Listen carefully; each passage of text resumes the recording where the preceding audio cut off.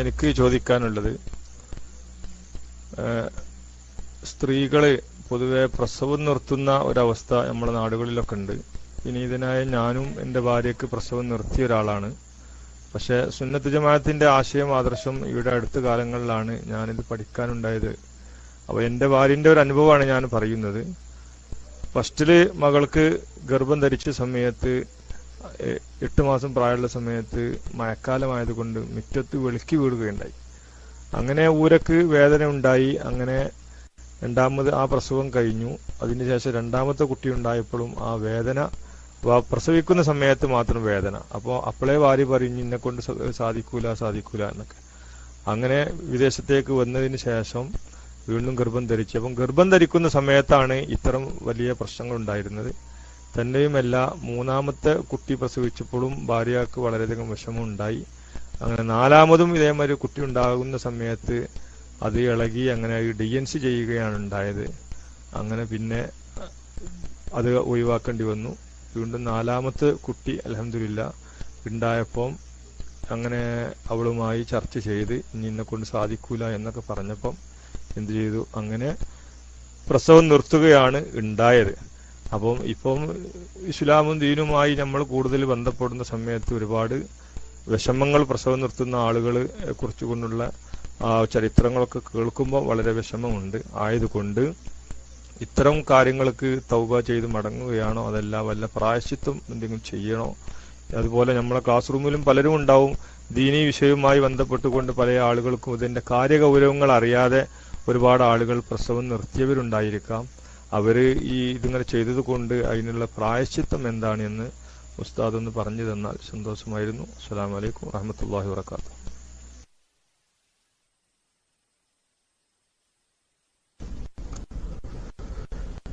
വലൈക്കും അസ്സലാം വറഹ്മത്തുള്ളാഹി വബറകാതുഹു. ഒരു പ്രസവിക്കാൻ ഒരു സ്ത്രീക്ക് കഴിയുക എന്ന് പറഞ്ഞാൽ ഒരു സ്ത്രീയുടെ ജന്മ ദൗത്യം സഫലമായി എന്ന ഏറ്റവും വലിയൊരു പുണ്യകർമ്മമാണ് ഒരു പ്രസവത്തിലൂടെ ഒരു സ്ത്രീക്ക് ലഭിക്കുന്നത്. നമ്മുടെ സ്ത്രീകൾക്ക് പലർക്കും അതറിയില്ല. കുറെ വിഷമമുണ്ട് തീർച്ചയായിട്ടും.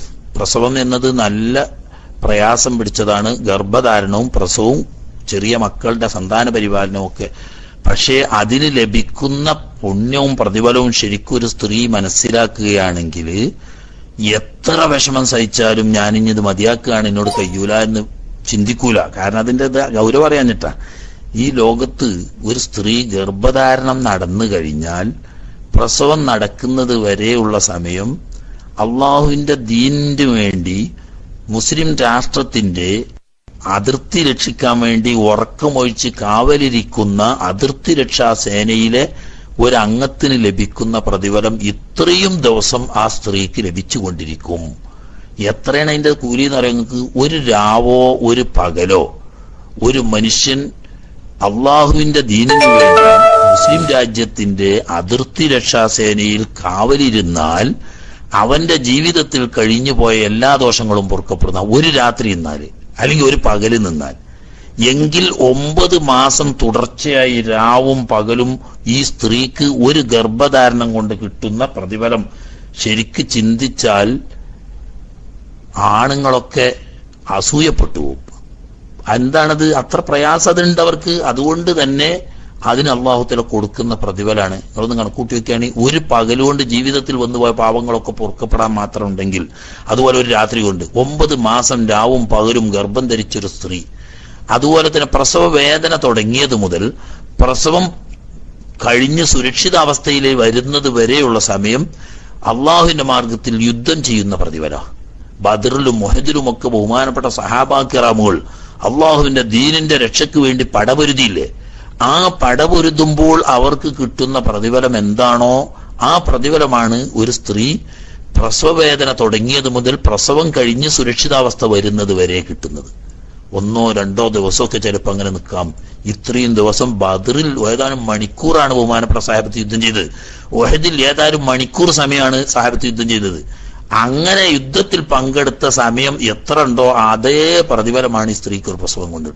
അഥവാ സംഗതി വശാൽ അങ്ങനെ വരാതിരിക്കട്ടെ, ഏതായാലും സംഗതി വശാൽ ഒരു സ്ത്രീ പ്രസവ സംബന്ധമായ കാരണത്താൽ മരണപ്പെട്ടാൽ ഹംസത്തുൽ ഖറാർ റളിയല്ലാഹു തആല അൻഹു ഉൾപ്പെടുന്ന ശുഹദാക്കന്മാരുടെ പട്ടികയിൽ അവൾ ഉറച്ചു കഴിഞ്ഞു, ഷഹീദായി. ഷഹീദിന് എല്ലാ ദോഷം പൊറുക്കപ്പെടുന്നതാണല്ലോ. ഇത്ര വലിയ മഹത്വമുള്ള കാര്യമാണ്. പിന്നെ മുല കൊടുക്കുന്ന സമയത്ത് ഓരോ പ്രാവശ്യവും ഒരു കുഞ്ഞ് ഉമ്മാന്റെ മാറിടത്തിൽ നിന്നിട്ട് മുല കൊടുക്കുമ്പോൾ ഒരു സദഖയുടെ കൂലിയ. 2 കൊല്ലം ഒരു ഉമ്മ 1000കണക്കിന് പ്രാവശ്യം ഒരു കുഞ്ഞിനെ മടിയിലിരുത്തി മുലപ്പാൽ കൊടുക്കുമ്പം ലക്ഷക്കണക്കിന് ഡോളർ അള്ളാഹുവിന്റെ മാർഗത്തിൽ സദഖ ചെയ്തതിന് വലിയ കൂലിയായിട്ടുന്നത്. ഇതൊന്നും ഒരു ജോലി അള്ളാഹു തആല പ്രതിഫലമില്ലാതെ ഒരു മുഅ്മിനായ മനുഷ്യനോട് ആണായാലും പെണ്ണായാലും ചെയ്യിക്കില്ല. അപ്പൊ വലിയ ബുദ്ധിമുട്ട് പിടിച്ച ദൗത്യമാണ് ഗർഭധാരണവും പ്രസവവും സന്താന പരിപാലനവും.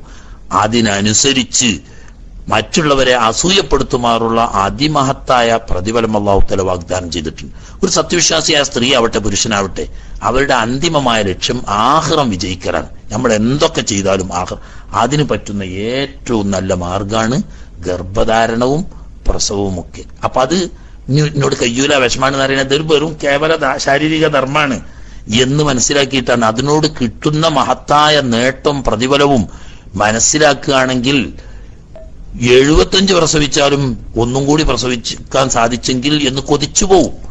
കാരണം ബദറിൽ പങ്കെടുത്ത ഉഹദിൽ പങ്കെടുത്തൊക്കെ ശുഹദാക്കന്മാര് ഷഹീദായി ചെന്നിട്ട് അള്ളാഹിനോട് ആകെ ആഗ്രഹം പ്രകടിപ്പിച്ച എന്താണെന്നറിയോ? ഒന്നും കൂടി ദുന്യാവുക്ക് പോയിട്ട് ഒരു യുദ്ധത്തിലൂടെ പങ്കെടുത്ത് ഒന്നും കൂടി ഷഹീദാകാനുള്ള ഭാഗ്യം കിട്ടണമെന്ന്. വേറൊന്നും അവർക്ക് പറയാനില്ല. അത്രയും സ്വർഗത്തിലെത്തിയൊരു രണ്ടാമതും തിരിച്ചു വന്ന് യുദ്ധം ചെയ്യാൻ ആഗ്രഹിക്കുന്നു പറഞ്ഞാൽ എത്രയപ്പം അതിന്റെ മഹത്വം. അതേ പ്രതിഫലമാണ് ഈ സ്ത്രീക്ക് കിട്ടാൻ പോകുന്നത്. അതൊക്കെ ചിന്തിച്ചാൽ നമ്മൾ യഹൂദികളെ കൂടെ ആയിന്. നമ്മൾ ഏതും അങ്ങനെയാണല്ലോ, നിരന്തരമായ പ്രചരണത്തിലൂടെ മനുഷ്യരുടെ മനസ്സെന്നെ മാറ്റിയെടുത്തു കഴിഞ്ഞു. ഈ കുടുംബാസൂത്രണം എന്ന പേരിൽ, സന്താന നിയന്ത്രണം എന്ന പേരിലും ഫാമിലി പ്ലാനിങ് എന്ന പേരിലുമൊക്കെ നടത്തിയ കോടിക്കണക്കിന് രൂപ ചെലവാക്കിക്കൊണ്ട് നടത്തിയ പ്രചണ്ഡമായ പ്രചാരണത്തിലൂടെ ഒരു നാണം കെട്ട ഏർപ്പാടാണ് പ്രസവവും ഗർഭധാരണവും എന്നതിലേക്ക് പുരുഷനും സ്ത്രീയും എത്തിപ്പെട്ടു കഴിഞ്ഞു. നമ്മളെ ഈമാൻ തന്നെ എവിടെ എത്തി? നബി സല്ലല്ലാഹു അലൈഹി വസല്ലം തങ്ങളെ നമ്മളോട് പറഞ്ഞതെന്താ? ഫൻകിഹുൽ വലൂദൽ വദൂദ്. ഭർത്താവിനെയും കുടുംബത്തെയും സ്നേഹിക്കുന്നവരും മക്കളെ ധാരാളം പ്രസവിക്കാൻ സാധിക്കുന്നവരുമായ സ്ത്രീകളെ വിവാഹം കഴിക്കണമെന്ന്. ശരിക്കും യഹൂദി സംസ്കാരമാണ്. യഹൂദി സംസ്കാരം മാത്രമല്ല, യഹൂദികൾ ആസൂത്രിതമായി നടത്തിയ ഒരു തട്ടിപ്പാണിത്. മുസ്ലിം ലോകത്തിന്റെ അംഗസംഖ്യ അതിശീഘ്രം വളർന്നു കണ്ടപ്പോൾ ജനസംഖ്യ പിടിച്ചു നിർത്തിയില്ലെങ്കിൽ ലോകം നേരിട്ട് പട്ടിണി മരണം വ്യാപകമാവും എന്ന് പറഞ്ഞിട്ട് മാൽത്തൂസിന്റെ സിദ്ധാന്തം എന്ന് പറഞ്ഞിട്ട് ഒരു ജൂത സിദ്ധാന്തമുണ്ട്. അതിലൂടെയാണ് ഈ കുടുംബാസൂത്രണവും മറ്റും പറഞ്ഞ് ലോകത്തെ ഭീഷണിപ്പെടുത്തുന്നത്. അതിന് മുഖ്യ ലക്ഷ്യമാക്കിയിരുന്നത് മതവിശ്വാസികളെയാണ്, ഇസ്ലാം മതവിശ്വാസികളെ. അത് 99% അവർ വിജയിച്ചു കഴിഞ്ഞു. 1% ഇനി ബാക്കിയുള്ളൂ. കാരണം മുസ്ലിങ്ങളിൽ മഹാഭൂരിപക്ഷവും ഇന്ന് അധികം പ്രസവിക്കുന്നത് അയ്ബായിട്ട് കാണുകയാണ്. അതൊരു പോരാത്തരായിട്ടാണ് കാണുന്നത്. അതേ സമയത്ത് ഈ ലോകത്ത് അല്ലാഹു തആല ഒരു മനുഷ്യന് നൽകുന്ന ഏറ്റവും വലിയ സൗഭാഗ്യമാണ് ഈ മക്കൾ ചെയ്യുന്ന ഇബാദത്തിന് മുഴുവനും കൂലി ഇമ്മാക്കും ബാപ്പാക്കൂല്ലേ? ആ മക്കള് നേരിട്ടല്ല, മക്കളെ മക്കള് ഖിയാമത്ത് നാൾ വരെ ആ പാരമ്പര്യം ഇവിടെ നിലനിന്ന് ആ മക്കൾ ചെയ്യുന്ന എല്ലാ സ്വാലിഹ് അമലിന്റെയും പ്രതിഫലം ഈ ഉമ്മാന്റെയും ബാപ്പാന്റെയും ഖബർക്ക് ഇങ്ങനെ വരും. ഞങ്ങൾ കണക്കൂട്ടി വെക്കുകയാണെങ്കിൽ ഓരോ സെക്കൻഡിലും എണ്ണിയാലൊടുങ്ങാത്ത പ്രതിഫലം ഇങ്ങനെ കിട്ടും മക്കളുണ്ടായാൽ. അതൊക്കെ മറപ്പിച്ച് നമ്മളെ യഥാർത്ഥത്തിൽ മക്കളുണ്ടാകുന്നത് ഒരു ഐബാണ്, ഒരു പോരാത്തരമാണെന്നുള്ള ധാരണ എത്തിയപ്പോഴാണ് വിവരമില്ല, ആരെയും കുറ്റപ്പെടുത്തല്ല, വിവരമില്ലാത്തതിന്റെ പേര് ദീനിന്റെ കാഴ്ചപ്പാടും അതുകൊണ്ട് കിട്ടുന്ന നേട്ടവും അറിയാതെ അബദ്ധത്തിൽ ജൂത സിദ്ധാന്തം നാം തലയിലേറ്റിയതാണ്. അല്ലാഹു തആല നമുക്ക് സന്മനസ് തരുമാറാകട്ടെ. ഇനി ഇങ്ങനെ സംഭവിച്ചു പോയില്ലേ അറിയാതെ, അങ്ങനെ സംഭവിച്ചു പോയ സ്ഥിതിക്ക് തൗബ ചെയ്യുക, അതതിന് പരിഹാരം. അതോടുകൂടി എടുത്തു മാറ്റാൻ പറ്റുന്നതും പുനഃസ്ഥാപിക്കാൻ പറ്റുന്നതുമായ രീതിയിലാണെങ്കിൽ അതുകൂടി ചെയ്യൽ തൗബയുടെ ഷർത്തപ്പെട്ടതാണ്. ഉദാഹരണം, താൽക്കാലിക നിയന്ത്രണങ്ങളാവുന്ന പറ്റേ നശിപ്പിക്കാതെ തൽക്കാലം മക്കൾ ഉണ്ടാകുന്നതിനെ തടയുന്ന നിലക്കുള്ളത് എന്താണ്, അത് എടുത്തു മാറ്റി പഴയ അവസ്ഥ സ്ഥാപിക്കാൻ പറ്റുമെങ്കിൽ അതുകൂടി ചെയ്തെങ്കിലേ തൗബ പൂർത്തിയാവും. അതില്ല, സംഭവിച്ചു പോയി. ഉദാഹരണം, പറ്റേ ഗർഭപാത്രം എടുത്തു കളഞ്ഞു. ചില രോഗങ്ങൾ പോലത്തെ രോഗം ബാധിച്ചിട്ട് ഗർഭപാത്രം എടുത്തു കളയുന്നതിനെ പറ്റിയല്ല പറയുന്നത്, കുട്ടികളുണ്ടാകരുത് എന്നുള്ള ആൾക്ക്. ഇങ്ങനെയാണെങ്കിൽ പിന്നെ അത് പുനഃസ്ഥാപിക്കാൻ നിവൃത്തിയില്ലല്ലോ. അള്ളാഹുവിനോട് തൗബ ചെയ്യുക. ഏതായാലും ഒരു വലിയ ചെറിയതൊന്നുമല്ല, വലിയ ഒരു നഷ്ടമാണ് സംഭവിക്കുക പ്രസവം നിർത്തലിലൂടെ എന്ന് മനസ്സിലാക്കുക. പിന്നെ അള്ളാഹു ആണല്ലോ ഇതൊക്കെ നിയന്ത്രിക്കുന്നവൻ. ഒരു സ്ത്രീക്ക് പ്രസവിക്കാനുള്ള ആരോഗ്യമില്ല എന്ന് അറിയുന്ന അള്ളാഹു അവൾക്ക് ഗർഭം കൊടുക്കൂല. അത് ചിന്തിച്ചു നോക്ക്. നമ്മുടെ നാട്ടിൽ സാധാരണഗതിയിൽ 45 വയസ്സ് കഴിഞ്ഞാൽ സ്ത്രീകൾ പ്രസവിക്കലുണ്ടോ? അവളിൽ മുമ്പുണ്ടായിരുന്ന അവയവങ്ങളൊക്കെ എപ്പോഴും ഉണ്ടല്ലോ. ഭർത്താവ് അവളുമായിട്ട് ബന്ധപ്പെടുന്നുണ്ട്, എന്നാലും അവൾ പ്രസവിക്കുന്നുണ്ട്. കാരണം ഈ ആരോഗ്യസ്ഥിതിയിൽ ഒരു പ്രസവം താങ്ങാനുള്ള ആരോഗ്യാവസ്ഥ ഇല്ല എന്നറിയുന്ന അല്ലാമുൽ ഗുയൂബാവുന്ന റബ്ബ് അവളെ ആ ഡ്യൂട്ടിയിൽ നിന്ന് ഒഴിവാക്കുകയാണ്, പെൻഷൻ കൊടുക്കുകയാണ്. സ്വാഭാവികമായിട്ട് നമ്മളാരും ഒന്നും കൃത്രിമം ചെയ്യണ്ട. അല്ലാതെ ഇപ്പൊ ഭർത്താവുമായിട്ട് ബന്ധപ്പെട്ട ഒരു 60 വയസ്സായ സ്ത്രീ അല്ലെങ്കിൽ 55 വയസ്സായ സ്ത്രീ അല്ലെങ്കിൽ 50 വയസ്സായ സ്ത്രീ ഭർത്താവുമായിട്ട് ബന്ധപ്പെട്ടിട്ടുണ്ടെങ്കിൽ പോലും അവള് പ്രസവിക്കുന്നില്ലല്ലോ. കാരണം എന്താ? പ്രസവിക്കാൻ ഇനി അവളോട് കഴിയില്ല. അതുകൊണ്ട് തന്നെ സ്വാഭാവികമായി അവളെ മനസ്സ് സ്വഭാവത്തിൽ നിർത്തിവെക്കുകയാണ്.